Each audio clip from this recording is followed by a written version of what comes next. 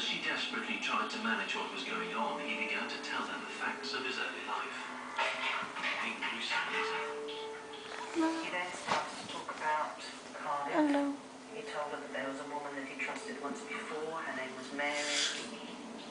And then he started the attack on her by producing a flick knife because it he seems to like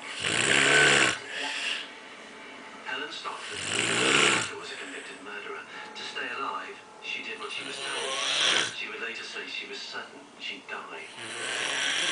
Eventually, all of her clothing was removed either by cutting parts off